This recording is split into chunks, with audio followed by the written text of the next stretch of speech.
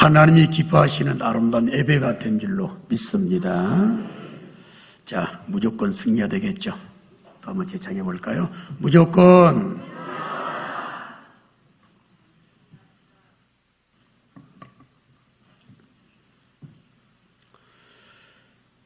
이김으로 말미암아 하나님의 은혜를 받기를 원하시면 아멘. 꼭 이기셔야 돼요. 예배를 방해하는 마귀 왜 역사하지 않겠어요? 오늘 말씀을 전하기에 앞서서 먼저 좀 당부의 말씀을 드립니다. 오늘 설교를 듣고 시험 들지 않았으면 좋겠어요. 왜 그러냐면 아마 오늘 설교를 하는 저나 설교를 듣는 여러분들에게 꼭 하나님이 다 적용되게 하실 말씀을 주셨거든요. 그러니까 나를 향해서 꼬집어서 설교하시나 그렇게 생각이 들 수도 있기 때문에 말씀을 드립니다. 오늘 말씀을 들을 때 시험 들지 않으시는 또 걸림돌이 되지 않는 말씀이 되시기를 예수님의 이름으로 축원합니다. 그 은혜 받으시고요. 왜 그러냐면 오늘은 사람 죽이는 것에 대해서 말씀을 좀 들으셔야 돼요. 살인하지 말라. 6번째 계명을 예수님께서 복음 안에서 완성을 시켜주는데 그냥 사람 죽이지 말아라. 이것만 하게 되면 우리 시험 안 될 것 같아요. 그런데 예수님 말씀하신 사람 죽이지 말아라, 살인하지 말라 이것을 완성을 시켜준 말씀을 보니까 이게 꼭 내가 사람을 꼭 죽이는 것 같은 그런 느낌이 들 정도로 저촉이 되는 게 너무 많아요. 그래서 참 어려운 말씀이다. 산상수훈 내용이 크게 10가지가 있는데 그 10가지 내용 가운데서 온전한 의를 이루는 삶이 뭐냐 그걸 말씀해 주는 5장 17절 말씀의 내용부터 48절까지 내용 가운데서 가장 어려운 대목이다 이렇게 보실 필요가 있습니다. 여러분들이 10계명 제6계명 가운데 살인하지 말라 그랬는데 이 내용을 읽으면 읽을수록 어떤 느낌이 드냐면 참 어렵다 이런 느낌이 들어요. 그래서 제가 말씀을 준비할 때 제목 때문에 어려움을 느껴본 적은 없는데 이번엔 하도 어려워서 우리 사역자들한테 공개적으로 제목을 어떻게 달았으면 좋겠냐 공개 모집을 한번 해서 드렸습니다. 그래도 답이 안 나오면 그래서 그냥 있는 그대로 해야 되겠다 생각해서 오늘 말씀을 이렇게 잡았습니다. 한번 따라해 보실래요? 복음 안에서 살인하지 말라. 아쉬워서 내용을 보면 또 그 주제가 좀 미흡해요. 그래서 부제를 또 한번 잡아봤습니다. 또 한번 따라해 주실래요? 인격적인 살인을 하지 말라. 이것을 가르쳐주고 계세요. 나도 모르는 사이에 살인을 하고 오늘 예배를 드릴 수도 있고 살인을 하는 삶을 살아가면서도 전혀 느끼지 못하는 그런 삶을 살아갈 수 있고 심지어 하나님을 이해한다고 하는 그 삶의 현장, 사역의 현장에서도 살인을 저지르고 있어요. 이게 오늘 이 내용이다 보니까 이게 참 시험거리 될 수도 있겠구나 생각이 돼서 당부의 말씀을 드린 겁니다. 한 번 더 확인하고 말씀을 또 이어나가 볼까요? 오늘 말씀에 시험 들지 않으시기를 주님의 이름으로 축원합니다. 분명히 아멘 하셨어요. 지금부터 잘 들으세요.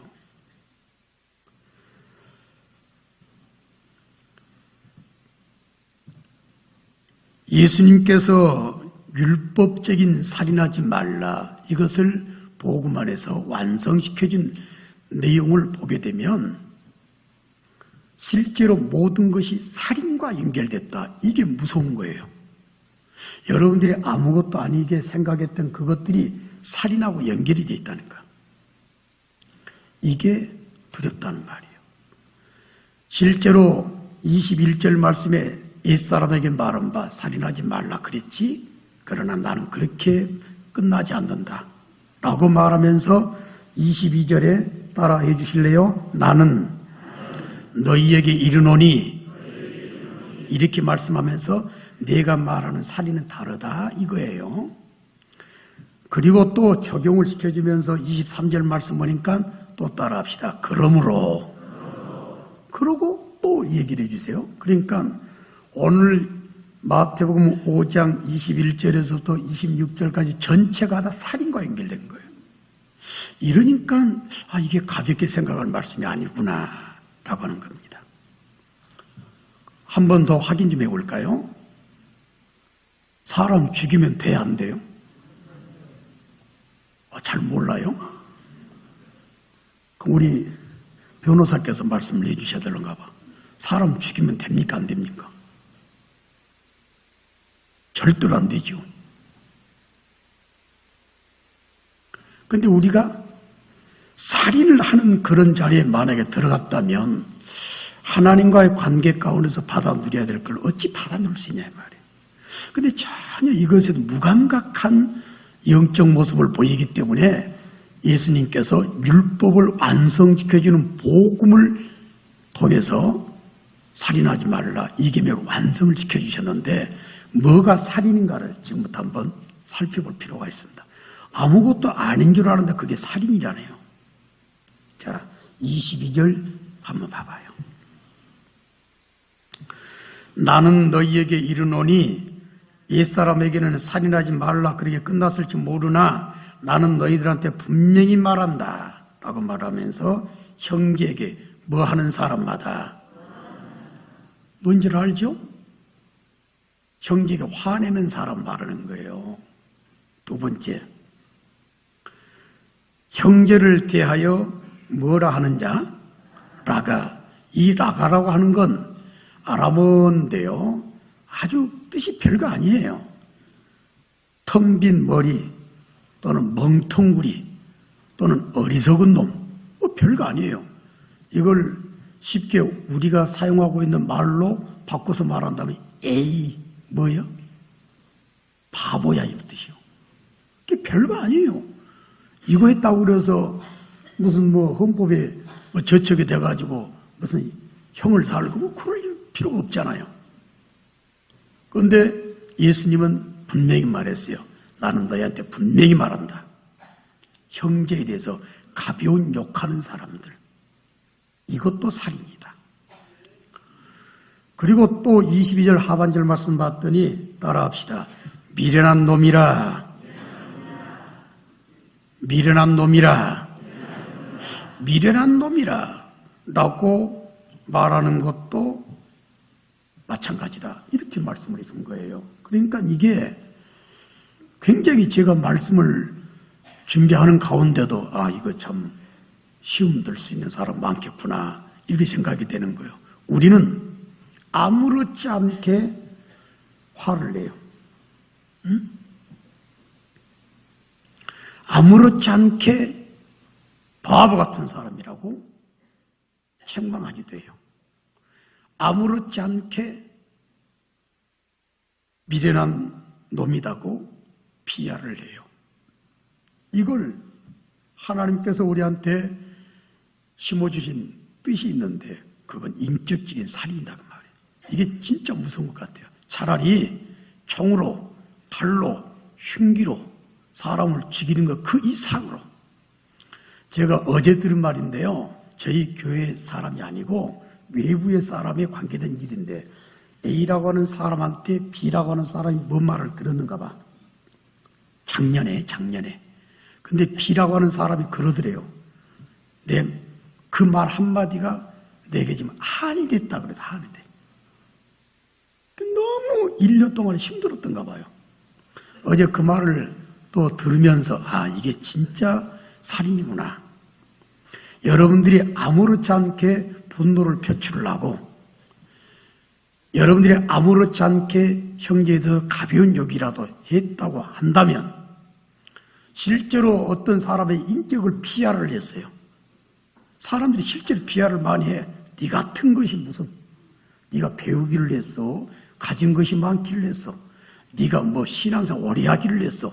은근히 사람들을 비하한다거나 또 그 사람의 어떤 약점이 요기돼 가지고 그 사람을 또 조롱하거나 이런 것들을 예수님께서 말하기를 옛사람한테는 살인하지 말라라고 6번째 계명에 말했을지 모르지만 나는 너희들한테 분명히 말한다. 그 정도가 다 된 게 아니다. 너희들은 이걸 알아라 하고 인격적인 살인을 언급을 해주셨어요. 근데 이게 너무 많아. 상처받은 사람이 너무 많아요. 제가 저희 교회 새 가족한테 물었습니다. 그리고 섭외를 냈어요. 그랬더니 그분이 이런 자의 거절을 하는 거예요. 그리고 뭐라고 하는지 알아요? 전에 교회에서요, 상처가 너무 돼가지고 도저히 씻을 수가 없다. 그러면서 그분이 했던 말이 뭔 말인지 내가 컬럼에 한번 썼죠. 퐁퐁으로도 못 씻는다. 그럼 그 영혼이 이미 죽었어요. 근데 사람들이 전혀 느낌을 몰라. 오늘 말씀이 여러분들의 시험이 안 되길 바란다고 분명히 또 다짐을 들었습니다.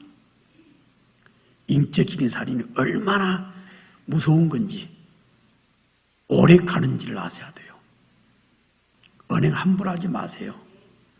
왜 분노를 살인이라고 주께서 언급을 해주시고 적용을 해주셨냐면 화난 것부터 시작해서 나중에 살인까지 발전돼요. 그죠? 욕이 시작이 되면서 그 사람에 대해서 잘못된 평가가 있게 되고 또 무시를 하게 되고 어떤 가해를 하게 되면 그것이 발전돼서 결국 살인까지 올 수도 있어요. 실제로 비하를 당해본 사람들은 아시겠습니다마는 참 인격적으로 비하를 한다. 그건 견딜 수 없는 아픔이 돼요. 이래서 이것을 예수님께서 말한 거예요.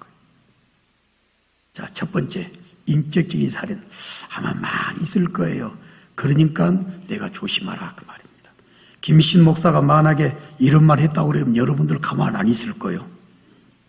그런데 예수님 뭐라고 하셨냐면 따라합시다.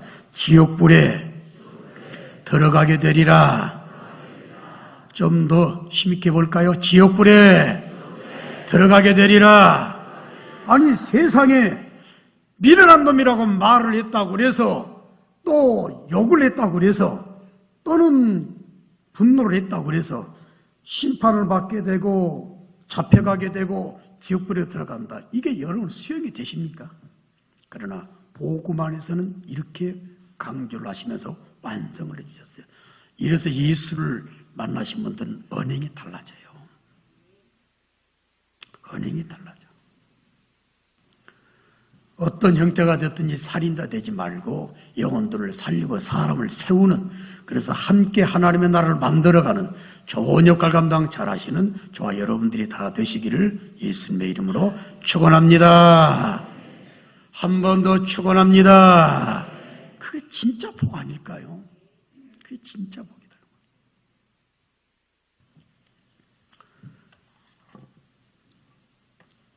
둘째 내용을 또 본다면 23절, 24절입니다. 23절, 24절 말씀 보면 또 예수님께서 이런 말씀을 했습니다. 그러므로, 그랬는데 그러므로. 그러면서 어떤 얘기를 했냐면, 자, 너희들 하나님께 예배하지? 여러분 예배하러 지금 모였잖아요. 모여서 헌금하지? 또 헌금하잖아요. 그런데 잠깐만, 내 말 잘 들어. 옛사람한테는 율법적으로 살인하지 말라. 그걸로 끝났지만 나는 그게 아니다. 인격적으로 살인하지 말고 또 잘 들어봐. 그러므로 이걸 연결해가지고 어떤 적용을 해준 거예요. 자, 예배를 드리지? 예배를 드릴 때 혹시 누구하고 싸운 것이 생각이 나거들랑 헌금을 잠깐 놔두고 그리고 가가지고 화목하고 난 다음에 따라합시다. 그 후에 이물을 드려라 이렇게 말했어요. 한 번 더 할까요? 그 후에 이게 주께서 율법의 완성으로 주신 살인하지 말라 이 말이에요. 이걸 이렇게 정리하면 돼요. 수직적인 하나님과의 관계 가운데 있어서 해결해야 될 살인 문제가 있어요. 여러분들이 지금 예배당에 찾아 나오신 것은 수직적인 하나님과 우리 관계 가운데서 영광을 올려드리고 하늘로부터 내린 은혜를 받고자 모이셨다 그 말이에요. 하나님이 꼭 영광을 받아주셔야 될 줄로 믿습니다. 우리만 버림을 당하는 게 아니라 하나님과 상관이 없는 예배가 아니라 수직적으로 관계가 잘 돼야 돼요. 근데 하나님 뭐라고 그랬냐면 이거 하기 전에 요것부터 잘해라 이거예요. 이건 수평적인 관계입니다. 이 수평적인 관계는 누구냐? 바로 여러분 옆에 계신 분이요. 바로 옆에 계신 분. 하나님과의 영적 관계 상황 가운데서 해결해야 될 살인 문제를 다뤘다. 예배 시간에조차도 하나님께 예배를 드린다고 하면서도 미움이 가득 차가지고 예배를 드리는 경우도 얼마든지 있을 수 있어요. 저는 지금까지 사역을 해오는 가운데 부교육자 시절에 잠깐 섬겼던 교회 상황을 잊을 수가 없어요. 여러분들 상상을 초월할 정도로의 그런 안타까운 모습을 저는 직접 본 사람이에요. 교회가 이럴 수가 있구나. 너무 안타까운 상황입니다. 그리고 모였어요. 모여가지고 주여 막 이런다 그 말이. 그리고 뭐 아멘 하고 그래요. 그러면서 예배를 드리다가도 충돌이 일어나가지고 막 탁탁탁 하고 욕설이 막 난무하고 목회자가 설교를 하고 있는 동안에도 그냥 막 욕이 강달해서 막 날아가고 그거 상상해 봤어요. 이걸 살인이라고 그랬어요. 하나님과의 수직적인 관계를 잘 갖기 위해서 수평적인 관계, 형제에 대한 것, 이웃에 대한 관계 가운데서 절대로 해결해야 될, 그걸 해결하지 않게 되면 하나님과의 영적 관계 상황 가운데서의 또 다른 살인이 된다. 이렇게 무서워요. 예배도 감정적으로 드리는 사람이 왜 없겠어요? 사역을 할 때도 감정적으로 사역하는 사람이 왜 없겠냐 그 말입니다. 예수님을 나의 구주로 믿으시면 아멘, 하나님을 믿으시면 아멘입니다. 그렇다면 정신 좀 차리셔야 돼요. 사역하는 가운데도 협조를 안 해. 왜? 저 사람 나 마음에 안 든다 이거예요. 그게 23절, 24절이요. 헌신을 하는 것도 사람 봐서 헌신한다거나 인간적인 생각이 개입이 돼서 헌신하는 그 헌신은 이미 살인을 저지르고 있대. 하나님이 안 받아요. 너는 지금 사람을 죽이고 있는데 네가 드는 헌금이 내게 올라오겠냐 이 말입니다. 그 정도로 두려운 말씀이 이 말씀이에요.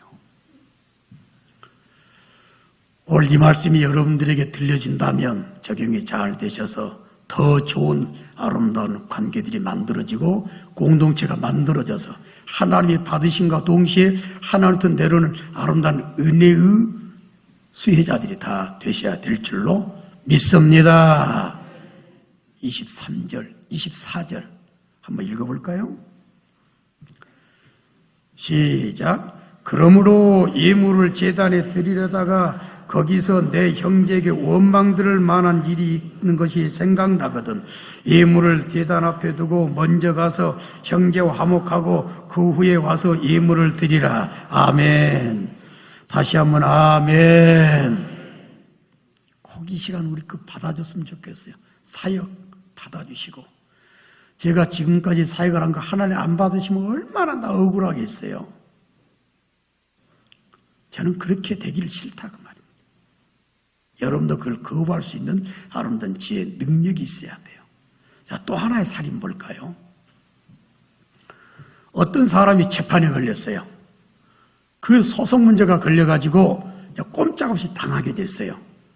그때 하나님께서 주신 말씀입니다. 얼른 가서 급히 사화하라. 25절에 말씀을 했습니다. 그렇지 않게 되면 너는 옥에서 나올 수가 없다. 그렇게 말했네요. 여기서 옥이라고 하는 것은 앞에서 말한 지옥이나 심판의 상황을 말씀한 거예요. 이렇게 무섭답니다. 여러분들이 세 번째 시비가 해결되지 않는 상황의 살인을 얼마든지 저지르고 있을 수가 있단 말이에요. 제가 여러분들 높아시면서 말씀을 드린 겁니다.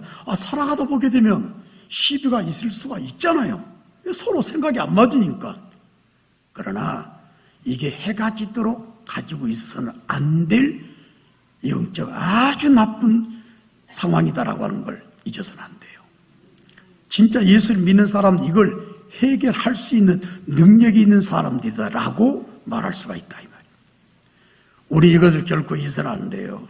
어떤 상황 가운데서도, 어떤 형제끼리도, 어떤 관계 가운데서도 여러 가지 모든 상황 가운데서 사화할 줄 알고, 손을 내밀 줄 알고, 내미는 손 있으면 받아줄 줄 알고, 할렐루야. 자, 이러다 보니까 안 걸리는 경우가 또 없다고 말할 수 있다 이거지요. 여러분들이 생각하는 바 흉기를 가지고 사람의 목숨을 끊어놓은 것만 살인인 줄 알았는데, 복음 안에서 주께서 완성적인 사랑은 영혼들에 대해서, 형제에 대해서, 이웃에 대해서 함부로 하지 마라 이걸 가르쳐 준 거예요. 아무것도 아닌 것 같지만 인격적인 살인도 하나님과 관계 가운데서 올바르게 가지기 위해서 형제들과의 관계 가운데서도 실제로 여러 가지 모든 시비거리가 있을 때 어떤 상황에서라도 하나님께서 분명히 말씀하기를 해결을 하라고 그래요. 이러니까 여기 김희신 목사도 나도 살인할 수 있었겠구나. 여러분들이 앉아서 예배를 드리고 계신다면 여러분도 나도 살인자가 될 수 있었겠구나. 하나님이 왜 이렇게 강조하셨는지를 여러분 알 필요가 있습니다. 아무것도 아닌 인격적인 대우나 어떤 또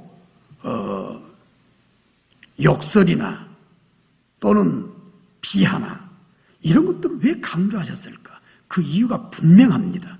왜 그러냐면 하나님께서는 영혼들에 대한 인식이 완전히 달라요. 성경 말씀에서 주어진 내용들을 몇 가지만 적용한다면 요한일서 2장 9절에서 11절 말씀이나 요한일서 3장 15절 말씀 보니까 따라합시다. 형제를 미워하는 자는 살인하는 자라. 그 사람에게는 영생이 없다고 말했어요. 이 정도로 귀하게 얘기했어요. 근데 왜 함부로 하냐 그 말이에요. 단순히 사람을 죽이는 것, 목숨을 끊어놓은 것만 살인이 아니라 형제를 미워하는 것이 살인이고 그 사람은 영생이 그 안에 없다 그 말이에요. 하나님의 나라에서 다 만나야 될 줄로 믿습니다. 천국에서 만나기를 원합니다. 어떤 일이 있어도 절대로 지옥은 가서는 안 되는데 하나님께서 십계명을 통해서 율법되어 주어진 살인과 그 다음의 살인은 다르더라 이 말이에요. 네 형제를 미워하는 그 순간 너는 네 안에 영생이 없는 증거가 되는 것이고 그리고 이런 사람들은 살인하는 것이다 라고 말하는데 왜 미워하냐 이 말이에요. 어떤 사람도 미운 사람이 없는 내 마음에 평안한 아름다운 영적 모습이 꼭 있어야 될 줄로 믿습니다. 제가 지난 수요일날 말씀드렸나요? 언제 말씀드렸나요? 제가 요새 그 검사를 받았어요. IQ 검사도 아니고 또 EQ 검사도 아니고 SQ 시대라고 그랬어요. SQ 검사를 받았는데 세상에 검사하는 사람이 저한테 이런 말한 거예요. 이런 수치는 지금까지 SQ 검사하는 가운데 한 사람도 없었다는 거예요. 나보다가 독보적인 존재라고 그래요. 왜 그런 줄 아세요? 검사를 딱 해봤더니 전혀 나랑 상관없는 것들 내가 생각해 봤을 때 이것 때문에 내가 마음 불편한 거 없는데 해서 딱딱딱 집어놨더니 그것이 퍼펙트한 점수로 나온 거예요.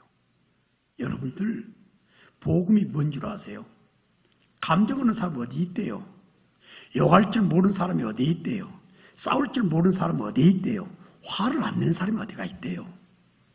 그러나 하나님께서 형제, 하나님께서 영혼, 하나님께서 이웃들에 대한 관심을 이렇게 가지고 있었구나 한다고 함부로 할 수가 없는 거예요. 그래서 우리 모습 가운데서 살인죄가 저질러지 않는 그런 현상으로 나오게 되는 줄로 믿습니다. 근데 너무 무서워요. 교회들이 무서워요. 성도들이 너무 무서워졌어요. 전혀 개념이 없다 그 말입니다. 요한일서 2장 9절에서 11절, 3장 15절 꼭 좀 생각하세요.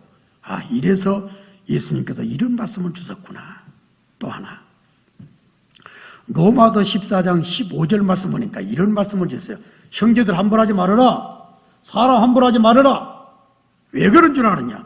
그 사람을 위해서 예수님이 대신 죽어주셨다. 이게 로마서 14장 15절의 말씀인 줄로 믿습니다. 믿으시면 아멘. 예수님이 왜 죽었냐? 그 사람 때문에 죽어졌다. 근데 예수님이 대신 죽어주고 살려는 그 사람을 네가 함부로 해서 되겠냐 이 말이에요. 있을 수 없다 이 말이에요. 근데 교회가 너무 함부로 해요. 내 마음에 안 맞은 사람, 내 뜻에 안 맞는 사람 너무 함부로 한다 그 말입니다. 욕하기도 하고 인격 무시하기도 하고 실제로 살인까지 하는 경우도 있다 그 말이에요. 왜 함부로 하냐 이 말이에요. 함부로 할 수가 없어요. 내가 그 영혼, 그 사람을 놓고 대신 죽어줬는데 하나님이 내가 이 땅에 내려와가지고 그 사람을 대신해서 죽어줬는데 왜 니는 함부로 하냐? 이 말씀이 오늘 이 살인하지 말라라고 하는 산상수훈 가운데 들은 내용이요. 절대로 함부로 할 수가 없어요. 돈 없다고 함부로 해요? 못 배웠다 함부로 합니까? 그 사람이 능력이 없다고 함부로 하나요? 할 수가 없는 거예요. 그러는 당신은 얼마나 완전하나 그 말이에요. 할 수가 없어요. 때로는 나를 아프게 만든 사람들이지만 그 사람에게도 함부로 할 수가 없다 그 말입니다. 왜? 그 사람을 위해서 예수님이 대신 죽어줬다고 말씀했다. 하나만 더 말씀드린다면 마태복음 18장 10절 말씀 보니까 네가 함부로 하는 저 애기 어린아이라고 네가 뭐하냐? 너는 쓸데없어. 너는 있으나 마나야. 생각할 수밖에 없는 어린아이에 대해서 예수님이 이런 말씀을 하셨어요. 너희들 함부로 하지 마라. 그 어린아이의 천사들이 있는데 그 천사들이 매일매일 하나님을 만난다고 그랬어요. 어찌 그 영혼을 함부로 할 수 있느냐 가르쳐 주셨어요. 어린아이 무시당할 수밖에 없는 그 어린아이도 천사가 있어가지고 매일매일 하나님을 만나는데 왜 너는 그 어린아이라고 해서 무시하고 함부로 하게 되느냐? 예수님이 직접 언급하셨어요. 어떻게 함부로 할 수 있대요? 어떤 사람이도 무시해서는 안 되고 어떤 사람이도 함부로 해서도 안 되는 거예요. 이게 교회입니다. 이게 천당 갈 사람들의 모임인 교회라는 공동체예요. 우리 교회는 이런 면에서도 퍼펙트한 교회가 될 줄로 믿습니다. 서로 사랑하고 서로 우애 나눠주고 서로 격려해주고 서로 협력해주고 그런 모습들이 있는 교회라고 우리는 확신하기 때문에 그런 말씀을 하지 않을 수가 없잖아요. 잘 들으세요. 왜 하나님께서 도저히 할 수 없는 이와 같은 일을 우리한테 말씀하셨을까? 이유가 다 있습니다. 마태복음 5장 가운데서 특별히 17절 말씀부터 의와 율법에 대해서 쭉 말씀을 하는 가운데 마지막 48절 말씀 보니까 이 말씀 때문에 우리한테 이런 요구를 하고 계시는 거예요. 자, 48절 한번 보도록 할까요? 함께 읽어보도록 하겠습니다. 시작. 그러므로 하늘에 계신 너희 아버지의 온전하심과 같이 너희도 온전하라. 아멘. 할렐루야. 다시 한번 아멘. 하나님은 완전하신 분이신데 하나님께서 우리한테 복음을 통해서 말씀해 주기를 율법적인 신앙은 그렇게 될 수 없을지 모르겠지만 복음주의 신앙이라고 하는 그렇게 돼서는 안 된다. 복음 안에서는 하나님이 온전하신 것과 같이 너희도 온전하라고 그랬다 그 말이야. 이게 하나님의 뜻입니다. 그러니까 욕하는 것도 비하는 것도 분노하는 것도 사화하는 것도 화목하는 것도 얼마든지 우리에게 중요하게 다루고 있는 거예요. 거룩하지 않는 온전하지 않는 이런 모습을 거부할 수 있는 능력이 예수를 만난 사람에게 얼마든지 있다 그 말이에요. 아마 이런 사람 만나보세요. 다른 사람 비하는 말 하나 절대로 그 사람 위해서는 이런 말 안 나옵니다. 절대로 안 나와요. 누구 욕하는 거 들어보셨나요? 못 들었을 거예요. 함부로 무시하는 말 들어봤나요? 못 들었을 거예요. 인격 살인하는 모습을 볼 수 있었을까요? 아마 절대로 그런 모습 못 봤을 거예요. 하나님하고 똑같이 온전해질 수는 없으나 복음 때문에, 예수님의 희생 때문에, 예수님의 대신 죽으심의 그 은혜 때문에 우리는 닮아가려고 노력하는 가운데 하나님의 도우심을 힘입어서 그렇게 살아갈 수 있게 되더라라고 하는 거예요.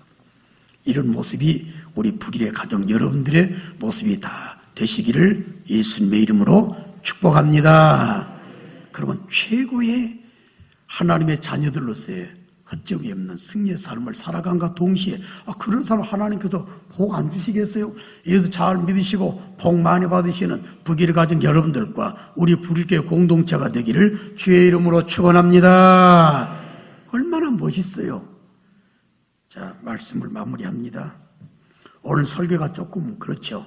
그래서 제가 염려가 돼서 시험 들지 마시오라고 말씀드렸으니까 어떤 한 사람을 두고 한 말씀도 아니요, 이렇게 잘못되게 살아가는 사람들을 꼬집게 산 말씀도 아니라 복음과 율법에 관한 말씀, 산상수훈간에 주어진 내용, 오늘은 하다 보니까 살인하지 말라 이 내용이 들어있었습니다.